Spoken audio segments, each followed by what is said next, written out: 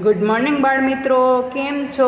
મજામાં ને? આજે આપણે ધોરણ 1 કલરવ કાવ્ય 7 ચપટી વાગી આપી સરસ મજાનું કાવ્ય ગાયું અને આપણે પરિવારના સભ્યોની માહિતી મેળવી અને આપણે અહીંયા કને વાંચન કાર્ય કર્યું અને લેખન કાર્ય પણ કર્યું. હવે આપણે અહીંયા કને અક્ષર એટલે કે ખાલી મૂળાક્ષરની આપણે માહિતી મેળવી અને લખી. હવે અહીં આપણે રસબાઈ અને દીર્ઘાઈ અને કાનામંતરનો આપણે અહીંયા અભ્યાસ કરવાનો છે.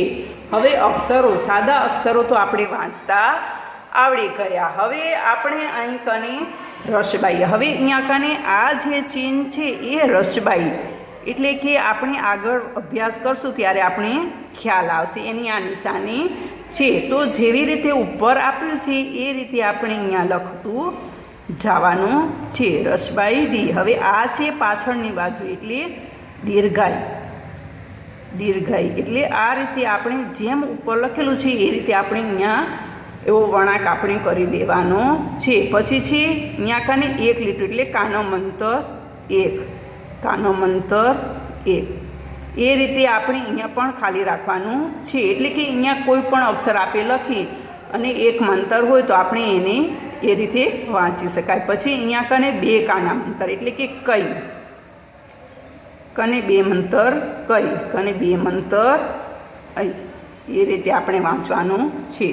હવે એ તો આપણે શીખ્યા. હવે અહીંયા આપણે પાછા મૂળાક્ષર, મૂળાક્ષરને કઈ રીતે બરાબર લખી શકાય એનો આપણે અહીંયા મુહાવરો આપ્યો છે, જેથી કરીને આપણા અક્ષરો સરસ મરોડદાર થાય અને આપણે લખવાની પણ મજા આવે. જેટલું બાળ મિત્રો તમે લેખન કાર્ય કરશો એટલા તમારા અક્ષરો વ્યવસ્થિત થશે. તો ચાલો આપણે લખીએ. હવે અહીંયા શું છે? આ લ લખોટાનો લ.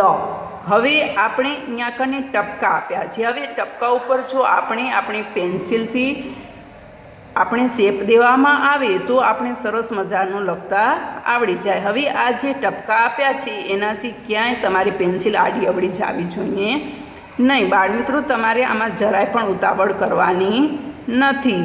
હવે આ રીતે તમે લખશો એટલે તમારો સરસ મજાનો વળાંક થઈ જશે અને તમને લ લખતા આવડી જશે. હવે આ ટપકા ઉપર તો આપણે પેન્સિલ ફરાવી, પણ પછી જો અહીં સુધી આપણે લખી ગયા, આ પૂર્ણ ટપકા પૂર્ણ થઈ ગયા પછી હવે આપણે અહીંયા લખીએ ને તો સરસ મજાનું આપણાથી લખાશે.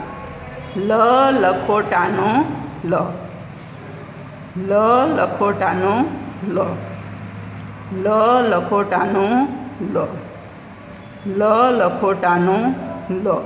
એ રીતે આપણે અહીં સુધી લખી દેવાનું છે. પછી આ કયો છે અક્ષર? ટ ટપાલીનો ટ, ટ ટોપીનો ટ, ટ ટમાટરનો ટ.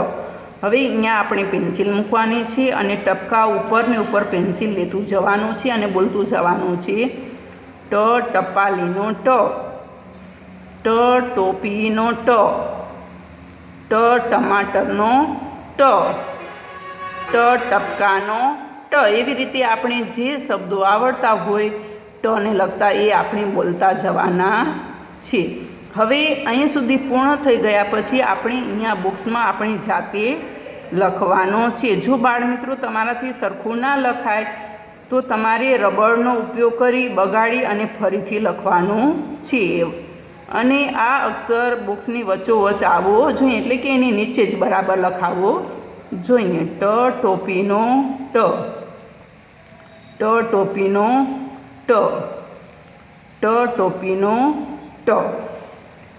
હવે આટલું આપણે લખી ગયા. એવી રીતે આપણે ચ ને પણ લખી દેવાનો છે. હવે બાળ મિત્રો જુઓ, હવે આપણે જે ઉપર નિશાની આપી છે એ નિશાનીનો આપણે અહીંયા ઉપયોગ કરવાનો છે. હવે આ જે ઉપર આપી છે રસબાઈની એને આપણે અહીંયા કને કરીએ તો રસબાઈ લી, દીર્ઘાઈ લી, રસબાઈ સોરી અહીંયા કને રસબાઈ આવશે અને દીર્ઘાઈ લી, દીર્ઘાઈ લી. પછી એક મંતર તો આપણે લ તો લખેલો છે, લને એક મંતર લી, લને એક મંતર લી, લને બે મંતર લઈ, લને બે મંતર લઈ. એવી રીતે અહીંયા ટી ટ આ આપણે ટ છે પણ ટને રસબાઈ ટી, ટને રસબાઈ ટી, ટને દીર્ઘાઈ ટી, ટને દીર્ઘાઈ ટી, ટને એક મંતર ટે, ટને બે તને એક મંતર ટે, ટને બે મંતર ટઈ, ટને બે મંતર ટઈ.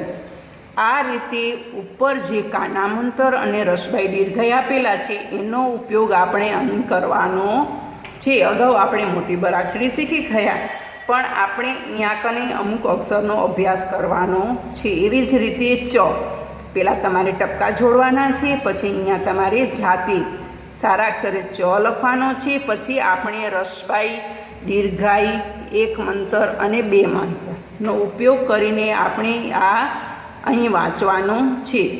પહેલી લાઈનમાં આપણે ટપકા જોડવાના છે પણ જ્યારે આપણે બીજી લાઈન લખીએ ત્યારે રસબાઈ દીર્ઘાઈ અને એક અને બે કાનામંતરનો ઉપયોગ કરી અને આપણે અહીં વાક્ય બનાવીને લખવાનું છે. તો ચ અને ખ આવી જ રીતે તમે અહીં પૂર્ણ કરી દેજો. હવે આગળ જુઓ, અહીંયા કીધું છે વાંચો અને લખો, એટલે કે આ જે અહીંયા શબ્દ છે એને સામે લખવાનો છે. આ શું છે? પને બે મંતર પૈ સને સાનો સા, પૈસા. એટલે આપણે અહીં લખી દેવાનો છે પૈસા. એવી જ રીતે ચને બે મંતર ચઈ તર, પછી દને બે મંતર દઈ, નને રસબાઈની ક, દઈની ક. એવી જ રીતે સઈની ક, એટલે કે બે મંતર છે એટલે સઈ ની ક. પછી જને બે મંતર જે જ જે મેની, અને બે મંતર ઐ રને રાનો રા વ ત, વને બે મંતર વૈ દ, નને બે મંતર નહીં, નને નાનો ના નહીં ના. એટલે અહીંયા કને બે કાનામંતર રસબાઈનો ઉપયોગ આપણે બતાવ્યો છે. હવે અહીંયા વાક્યો આપેલા છે એને આપણે વાંચતું જવાનું છે અને લખતું જવાનું છે. તને એક મંતર તે, કને બે મંતર કઈ, લને લાનો લા સ અને છે. એવી જ રીતે હવે બાળમિત્રો આપણે આ બીજું વાક્ય અહીંયા લખવાનું છે. હવે અહીંયા જગ્યા આપણે નાની પડે છે એટલે આપણે નીચે લખશું, બરાબર ને? વને બે મંતર વૈદ દવા અને આનો આ, પને એક મંતર પે અને છને એક મંતર છે એટલે વૈદ દવા આપે છે. એવી જ રીતે નહીં, બે કાનામંત્ર છે એટલે નૈતિક પૈસા ગણે છે, સૈનિક આવે છે, બરાબર ને? તો આ રીતે વાંચવાનું છે અને પછી અહીં તમારે લખી દેવાનું છે. હવે આગળ જોઈએ આપણે. હવે અહીંયા કીધું છે સાંભળો અને જવાબ આપો. હવે આપણે અહીંયા કાંઈક પૂછીએ છીએ, ટચુકડા દ્વારા પૂછ્યું છે, અમને જવાબ આપવાનો છે. દિવાળીએ આવે છે, મીઠાઈ કપડાં લાવે છે, બાના એ ભાઈ છે, બોલો એ કોણ છે? બાના ભાઈ શું કહેવાય? આપણા મામા. એટલે આપણે લખવાનું છે મામા. મને કહે છે બેબી, મમ્મીને કહે છે ભાભી, પપ્પાને કહે છે મોટા ભાઈ, બોલો એક મારા કોણ થાય? કોણ થાય તમારા? ફઈ થાય. હાથે લાકડી, આંખે ચશ્મા, સૌથી મોટા છે એ ઘરમાં, પપ્પાના એ પપ્પા થાય, બોલો એ મારા કોણ થાય? પપ્પાના પપ્પા તમારું શું થાય? દાદા થાય. થાય ને બાળ મિત્રો? આ તો આપણે આવડે છે. તો તમે આ ટચુકડું યાદ કરી અને ઘરમાં પૂછજો, પછી જોજો એમને જવાબ આવડે છે કે નહીં. હવે બાળકો આપણું આ કાવ્ય કે ચપટી વગાડતા આવડી ગઈ. કેવું સરસ મજાનું કાવ્ય છે. હવે બાળમિત્રો આપણે આ કાવ્ય તો આપણે સાંભળ્યું કે બા મને ચપટી વગાડતા આવડી ગઈ. ચપટી વાગી આ આપણું કાવ્ય છે. પણ આપણે ઘણીવાર એક બાળગીત આપણે ગાઈએ છીએ. કયું છે? બા મને ચપટી વગાડતા આવડી ગઈ. તો એ સરસ મજાનું જે બાળગીત છે એ આપણે ગાઈ. બા મને ચપટી વગાડતા આવડી ગઈ, મારી ચપટી વાગે છે પટ પટ પટ, જાણે ફૂટે બંદૂકડી ફટ ફટ ફટ, પેલી બિલ્લી પાકે છે ઝટ ઝટ ઝટ, બા મને ચપટી વગાડતા આવડી ગઈ. આપે આ બાળગીત ગાઈએ છે ને બાળમિત્રો, તો તમારે એ પણ સરસ મજાનું બાળગીત ગાવાનું છે. અસ્તુ અહીં આપણું આ ચેપ્ટર પૂર્ણ થાય છે.